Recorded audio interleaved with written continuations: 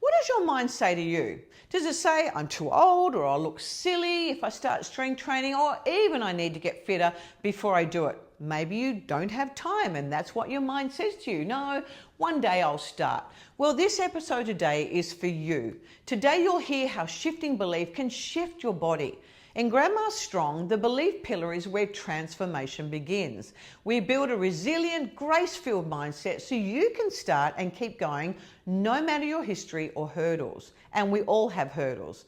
In this episode, you'll hear how one of our women rewired her self-talk and found the courage to train consistently. So let's have a listen to Marrianne's story and see how she has overcome so many hurdles. Good morning, Marrianne. How are you? I'm fine, thank you, Sheree. Wonderful. Well, we're talking today about mindset and what sort of mindset do you need to have to keep going with strength training. And sometimes our mind can work for us or not for us. Don't you agree?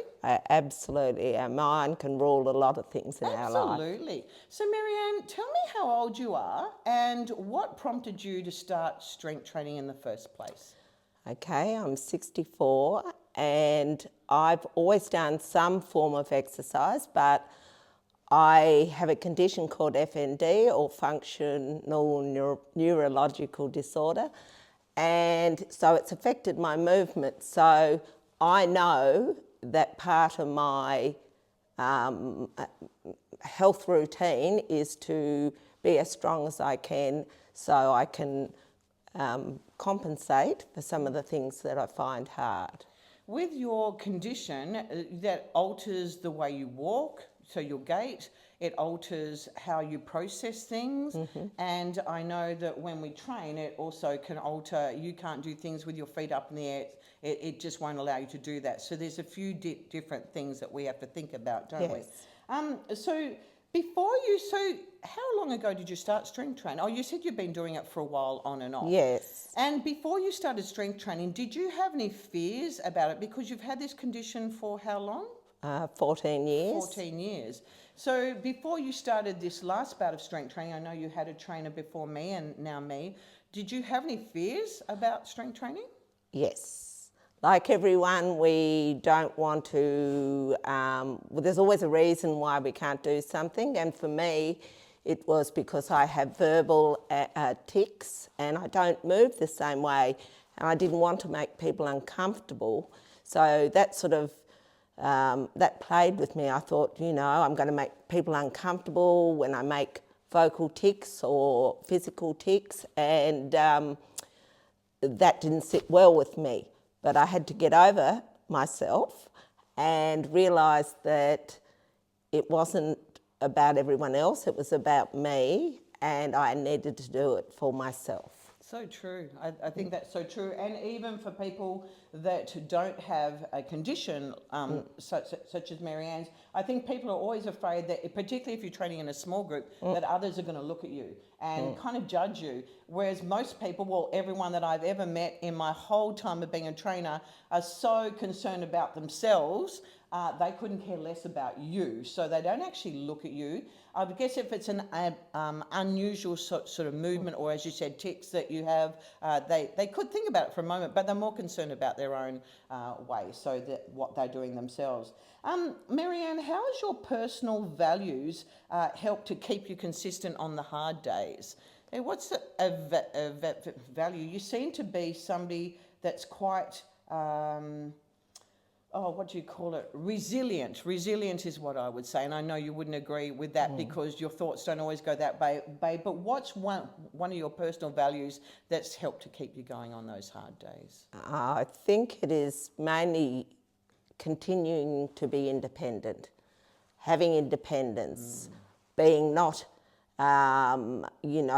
being able to function in my world the best I can, with doing what I want to do for myself, by myself.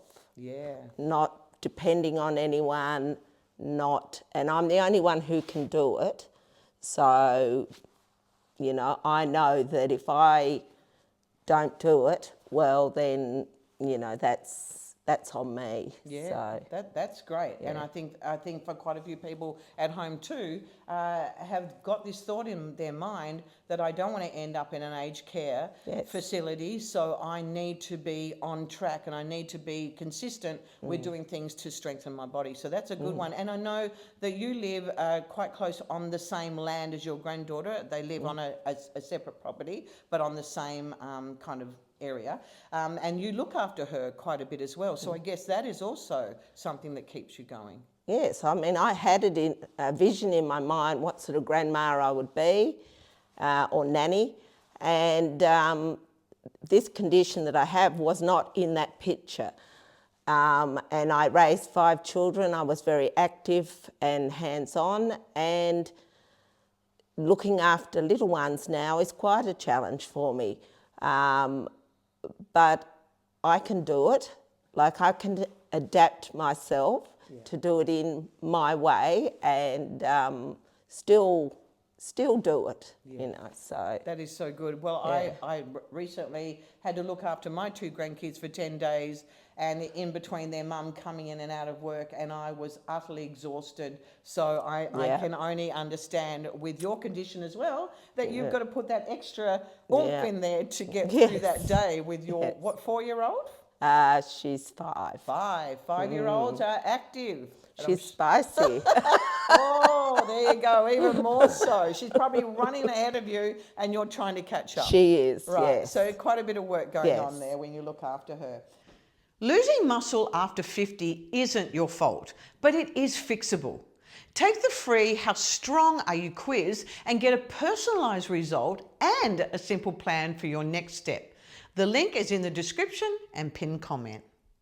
So Marrianne, describe a recent challenge where you talked yourself into I can do it mindset when it was just a tough time. Yeah. Recently I've had a setback with my condition, and my condition has made it harder for me to move fast and doubled my fatigue and all of those sort of things. And while I could sit at home and go, well, I'll just rest it out, there's no time frame on a setback for any of us, you know. We've still, and I want to still keep my muscles going even through it, because I can't wait to get better.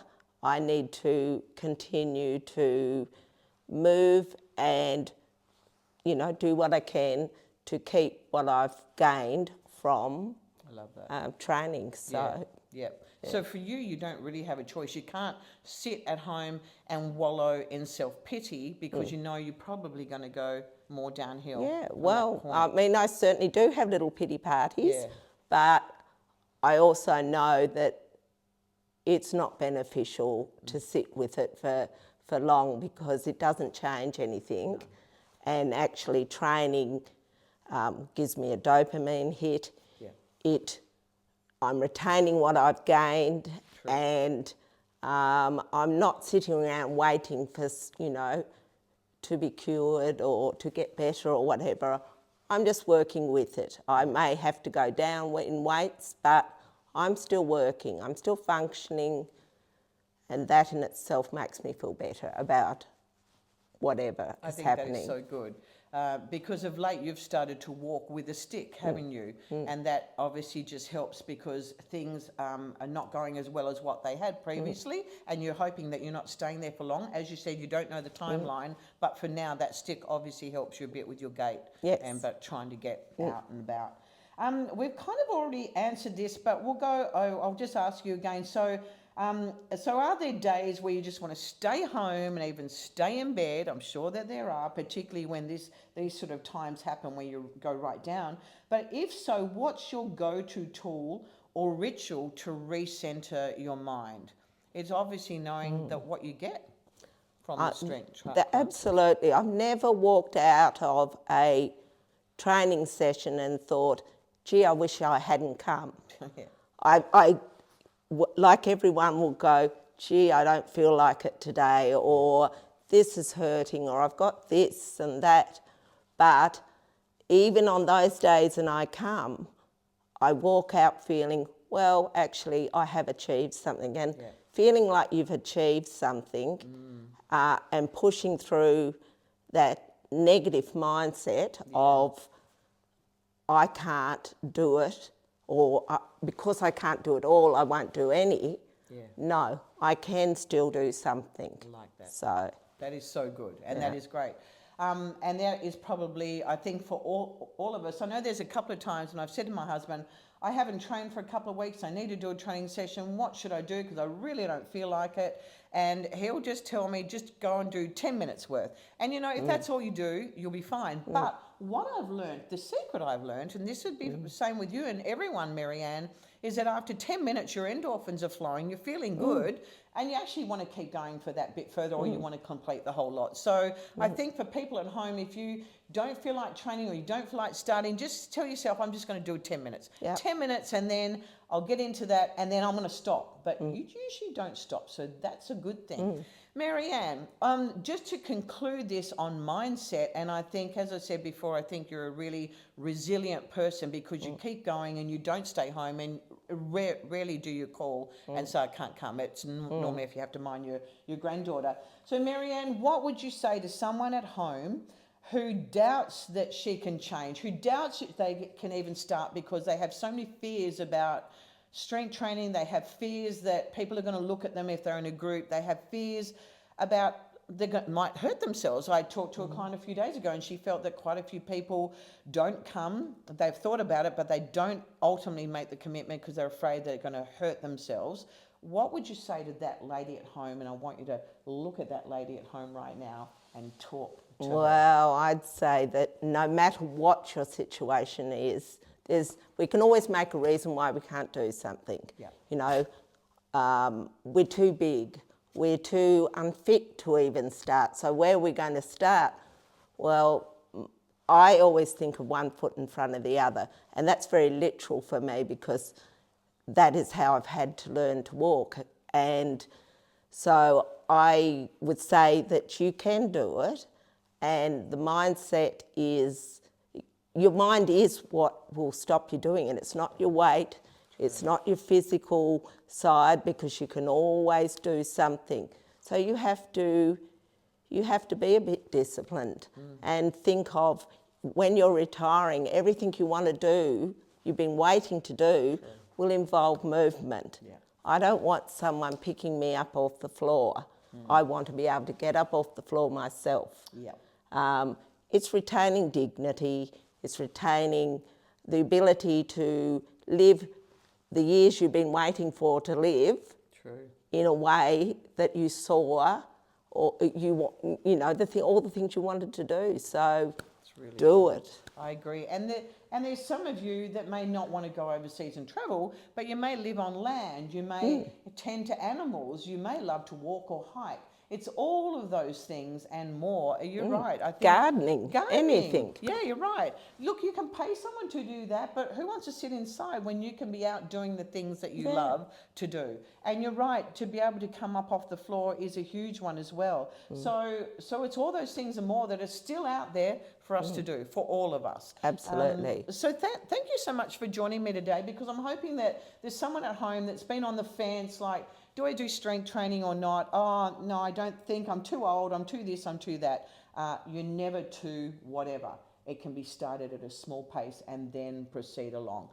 So thank you so much for joining me today, No Marrianne. problem. I hope you've inspired someone out there. Thank you. Thank you.